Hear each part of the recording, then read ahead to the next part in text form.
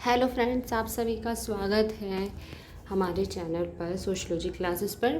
तो आज हम यूजीसी नेट के लिए यूनिट 1 से एम.एन. श्रीनिवासन कर रहे हैं। एम.एन. श्रीनिवासन आपके यूनिट फर्स्ट में जो है दिए हुए हैं इंडियन थिंकर में। तो चलिए, इससे पहले हमने इंडियन थिंकर कर चुके हैं, वो भी आप हमारे चैनल पर जाकर ज़रूर देखिए, क्योंकि इंडियन थिंकर से भी बहुत सारे क्वेश्चन आपके देखने को मिलते हैं। तो चलिए, एम.एन. श्रीनिवासन, इनका जन्म 1916 में हुआ था और इनकी मृत्यु 1999 में। इनका पूरा नाम मैसूर नरसिम्हाचार निवासन है। ठीक है, पूछ लिया जाता है। इनकी संस्कृतिकरण की अवधारणा ने उन्हें विश्व के समाजशास्त्र रंगमंच पर एक नायक के रूप में स्थापित करने में महत्वपूर्ण भूमिका निभाई थी, जो इन्होंने अपनी संस्कृतिकरण की अवधारणा दी थी। यह अवधारणा भारत में हो रहे सामाजिक परिवर्तन और सामाजिक गतिशीलता की प्रक्रिया पर प्रकाश डालती है। ठीक है, तो जो सामाजिक परिवर्तन है उसके ऊपर इन्होंने बताया था। तो ये कुछ इस तरीके से इन्होंने यहाँ पे बताया है। चलिए आगे बढ़ते हैं। इस अवधारणा के अतिरिक्त श्रीनिवासन ने प्रभु जाति, इन्होंने क्या क्या दी थी संस्कृतिकरण के अलावा। इनकी अवधारणा है प्रभु जाति, पश्चिमीकरण, आधुनिकीकरण और लौकिकरण और फैलाव यानी स्प्रेड की। ये 4-5 जो है इन्होंने अवधारणाएं दी हैं, जो कि आपके एग्जाम में पक्का पूछी जाएंगी। इसलिए श्रीनिवासन के द्वारा दी गई अवधारणा को आपको ज़रूर याद कर लेना होगा। नेक्स्ट पॉइंट है, श्रीनिवासन ने एमए मुंबई विश्वविद्यालय जीएस घुरी के सानिध्य में किया था और उनके एमए के शोध के प्रबंध का विषय मैसूर में क्या था, विवाह और परिवार था। इनके एमए का जो विषय था पीएचडी, अपनी पीएचडी की उपाधि के लिए, ठीक है, इन्होंने अपनी पीएचडी उपाधि के लिए एमए में जो है विवाह और परिवार जो है विषय को चुना था। फिर उन्होंने दक्षिण भारत के कुर्ग लोगों पर अध्ययन किया था। ये भी कई बार पूछा गया क्वेश्चन है कि उन्होंने किन पर जो है अपना अध्ययन किया था। फिर है दक्षिण भारत के कुर्ग लोगों में धर्म और समाज, 1952 में इनके इस पुस्तक का प्रकाशन हुआ था। ठीक है, फिर है इस पुस्तक में उन्होंने कुर्ग समाज के जाति पदक्रम, अंतरजातीय संबंध के साथ साथ कुर्ग लोगों के धार्मिक संस्कार और उनके कर्म कांडों के बारे में अध्ययन किया है। ठीक है, तो इन्होंने कुर्ग समाज है उसके बारे में यहाँ पे हमें बताया है। फिर है ऑक्सफोर्ड में शिक्षा समाप्ति के बाद इन्होंने भारत में आकर बड़ौदा में एमए विश्वविद्यालय में नए समाजशास्त्र विभाग की स्थापना भी की। फिर इन्होंने सबसे पहले कुर्ग लोगों को और बाद में दक्षिण भारत के मैसूर जिले के रामपुर गांव का अध्ययन किया था। तो दोनों ही बहुत महत्वपूर्ण है, जरूर याद कर लीजिएगा। फिर है इस गांव के अध्ययन के आधार पर उन्होंने कई पुस्तकें लिखी थी। श्रीनिवासन ने अपने अध्ययनों के द्वारा न केवल जाति बल्कि ग्रामीण परिवेश में जो जाति व्यवस्था में हो रहे परिवर्तन है उसको भी इन्होंने जो है बतलाया था। आगे देख लेते हैं संस्कृतिकरण, प्रभु जाति, पश्चिमीकरण और लौकिकरण। ये ठीक है, अलग अलग है ये इनकी अवधारणाएं। जैसी अवधारणाओं को विकसित कर उन्हें पद्धति शास्त्रीय उपकरण के रूप में भी इन्होंने जो है प्रयोग किया था, पद्धति के रूप में इन्होंने इनका प्रयोग किया था। फिर श्रीनिवासन ने भारत में समाजशास्त्र को कई योगदान दिए थे, जिनमें सबसे पहले उनकी संस्कृतिकरण और प्रभु जाति और फैलाव की अवधारणाएं हैं, ये सबसे पहले इन्होंने दी थी। फिर है संस्कृतिकरण एक ऐसी प्रक्रिया है जिसके द्वारा एक निम्न जाति, जनजाति या कोई अन्य समूह किसी उच्च जाति या द्विज जाति के रीति रिवाजों और कर्म कांडों, विश्वास और जीवन शैली को अपना लेता है। इसी को ही हम संस्कृतिकरण कहते हैं।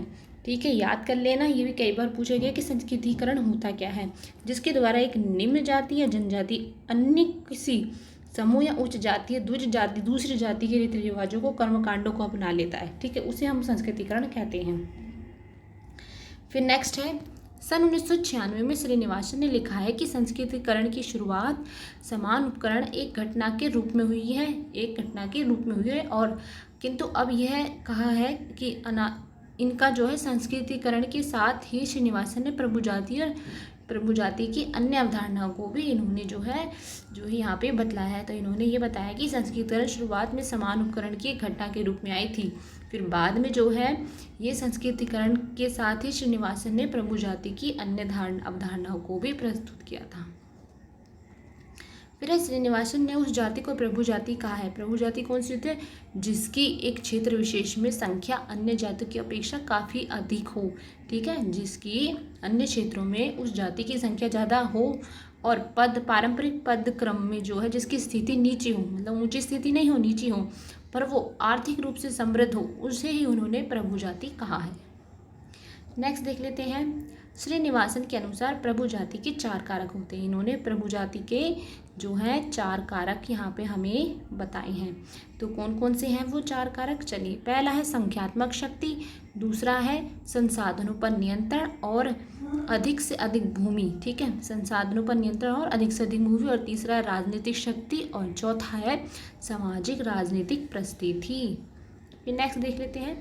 पश्चिमीकरण से श्रीनिवासन का तात्पर्य ऐसे परिवर्तन से है जिनका प्रभाव अंग्रेजों का भारत में आगमन के पश्चात भारतीय समाज और संस्कृति के विभिन्न क्षेत्रों में हुआ था। मतलब कि पश्चिमीकरण क्या है कि अंग्रेजों के आने के बाद जो भारत की समाज और संस्कृति पर जो क्षेत्रों पर परिवर्तन आया है, उसी को ही इन्होंने जो है उसी जीवन शैली और धर्म को, आर्थिक संगठन, राजनीतिक आदि पर जो पड़ा था परिवर्तन अंग्रेजों द्वारा, तो उसी को इन्होंने पश्चिमीकरण यहाँ कहा है। फिर इन्होंने क्या कहा है कि सांस्कृतिकरण को श्रीनिवासन स्पष्ट रूप से एक सांस्कृतिक अवधारणा माना है, ना कि कोई संरचनात्मक, ठीक है। वर्ण और जाति का विश्लेषण कास्ट इन मॉडर्न इंडिया 1962 में उन्होंने किया है। वर्ण और जाति का किस पुस्तक में किया है उन्होंने? Caste in modern India 1962। ये भी कई बार पूछ लिया जाता है तो जरूर याद कर लीजिएगा। फिर है कुर्ग लोगों के धर्म का विश्लेषण करते हुए श्रीनिवासन ने विभिन्न स्तरों यानी कि स्थानीय, प्रादेशिक और समस्त भारत हिंदू धर्म के लिए फैलाव की अवधारणा का भी इन्होंने प्रयोग किया था। नेक्स्ट देखते हैं। अपने आखिरी लेखों में से एक लेख में पुरातन और नवीन प्रभु जातियों में जो संघर्ष उत्पन्न हुआ था उसको भी इन्होंने लिखा था कि जो प्रभु जाति में जो संघर्ष हुआ था उनके बारे में। भारतीय प्रजातंत्र के लिए अत्यधिक पिछड़े इलाकों में प्रभु जाति के प्रभुत्व को समाप्त करना इनके लिए महत्वपूर्ण कार्य था, ठीक है। फिर है श्रीनिवासन ने लिखा है कि समाजशास्त्र को मात्र पश्चिम की नकल में होकर सृजनात्मक बनाना है। पश्चिम की नकल होकर यदि सृजनात्मक बनाना है तो इसके लिए उसे देशज बनना होगा। उन्होंने क्या कहा है? श्रीनिवासन ने लिखा है कि समाजशास्त्र को मात्र पश्चिम की नकल नहीं करनी है, उसे तो सृजनात्मक बनना है, और उसे सृजनात्मक बनने के लिए क्या करना होगा? उसे देशज बनना होगा।